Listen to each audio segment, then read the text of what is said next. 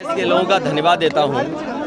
Press के लोगों का मैं धन्यवाद देता हूँ कि आज 22 नवंबर हम लोगों ने नेताजी को याद कर करके सब लोग इकट्ठे हुए थे और समाजवादी पार्टी ने और सभी समाजवादियों ने हमने मिलकर के नेताजी का स्मारक सैफई में बने आज उसका भूमि पूजन और शिलान्यास किया है।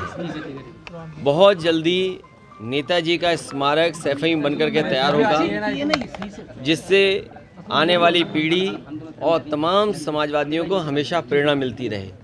जिस तरह नेताजी ने काम किया है, चाहे इटावा रहा हो या उत्तर प्रदेश में, कई महत्वपूर्ण फैसले नेताजी ने लिए वो आज भी देश की राजनीति के लिए उदाहरण बने हैं।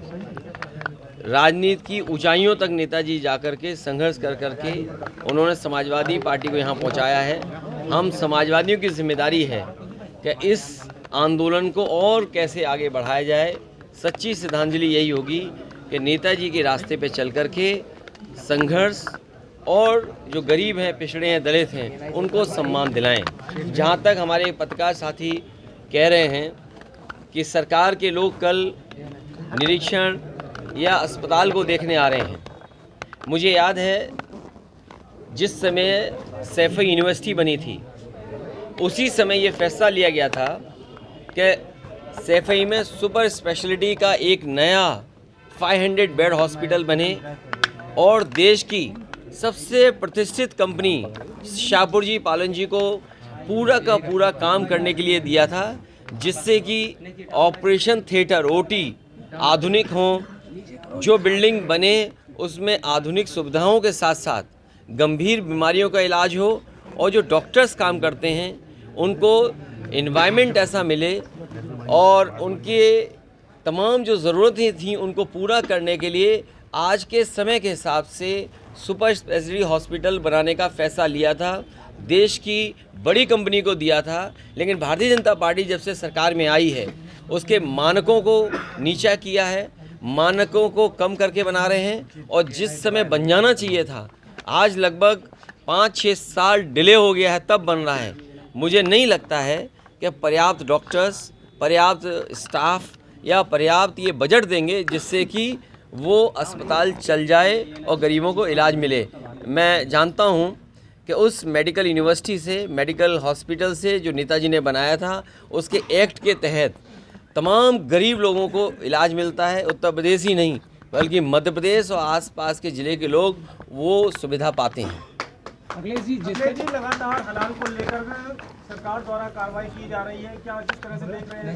देखिए, बीजेपी को इटावा में काम नहीं करना, फिरोजाबाद में काम नहीं करना और सबसे महत्वपूर्ण यही इटावा से ग्वालियर से जुड़ करके लिपू लेक तक सड़क बननी थी। मुझे याद है जब चीन ने लद्दाख को अटैक किया था उस समय समाजवादियों ने ये सरकार को सुझाव दिया था कि भविष्य में अगर हमें ज़रूरत पड़ेगी तो इस सड़क की ज़रूरत है जिससे फ़ौज समय पर पहुंच पाए। आप बताइए, पिछले सालों से और 10 साल पूरे होने जा रहे हैं सरकार के, क्या ग्वालियर से इटावा होकर के लिपू लेक रोड 6 लेन बन गई? और यही जो यमुना पर, चंबल पे पुल जो बने हैं वो जर्जर हालत में। बताओ, सरकार सपने दिखाती है कि हम अर्थव्यवस्था दुनिया में तीसरे नंबर के पहुंच गए, दूसरे नंबर की अर्थव्यवस्था पहुंच गई, लेकिन सच्चाई देखिए, आपका पुल नहीं बना पा रहे।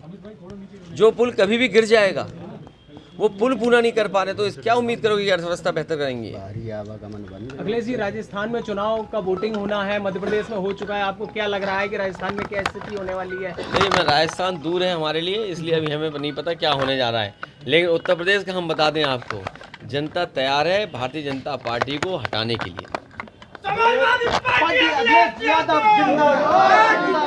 2024 का चुनाव किस मुद्दे पर देख रहे हैं, क्या मुद्दा रहने वाला, बीजेपी का क्या एजेंडा लग रहा है आपको? जिस सरकार ने चरम सीमा पर बेरोजगारी लाने का काम किया हो, जिस सरकार ने चरम सीमा पर महंगाई लाने का काम किया हो, और आप तो इटावा के हमारे पत्रकार साथी हो, आप खुद जानते हो इटावा का पूरा विकास ठप अगर किसी ने किया है तो वो भारतीय जनता पार्टी की सरकार है। आज इटावा विकास में कहाँ पहुँच जाता, वो इसलिए रोक रहे हैं कि समाजवादियों ने काम क्यों ज़्यादा कर दिया। ये जितने भी विकास योजना इसलिए रुकी हुई हैं कि समाजवादी ने ज़्यादा काम कर दिया। अब ये इटावा वालों को सोचना है। ये तो एक इटावा का उदाहरण है। मैंने कहा यूपी और मध्य प्रदेश को जोड़ने वाला पुल जर्जर है, क्या उसको पुल बनाने जा रहे हैं? और आपको याद होगा, आपने अखबारों में भी लिखा था कि एक कोई चंबल एक्सप्रेस वे बनने जा रहा है। जब से बीजेपी की सरकार उत्तर प्रदेश को, योगी जी को पता लगा कि चंबल एक्सप्रेस वे इटावा से जुड़ करके बन के जाएगा, उन्होंने कैंसिल करा दिया। तो कल जब सरकार का कोई आए तो उससे पूछेगा क्या इटावा को जोड़ने वाला चंबल एक्सप्रेस वे इसीलिए गिरा दिया गया, हटा दिया गया क्योंकि समाजवादियों का ये गृह जनपद है। आप सोचिए, आप में से बहुत सारे लोग हैं जो हमारी बातों से सहमत नहीं होंगे, हो सकता मनी मन बीजेपी के समर्थक हों, लेकिन अगर चंबल एक्सप्रेस वे बन जाता तो हमें आपको सबको लाभ मिलता। तो सोचिए, केवल चंबल एक्सप्रेस वे को इसलिए रोक दिया इन्होंने क्योंकि ये इटावा समाजवादियों का, नेताजी और हम लोगों का गृह जनपद है। क्या इसका जवाब है बीजेपी के पास? कोई जवाब। और फिर लगातार शेरों की मौत हो रही है, उस पर क्या कहना है? पत्रकार साथियों, आपके साथ भी यही होगा अगर इन्हें नहीं हटाओगे तो।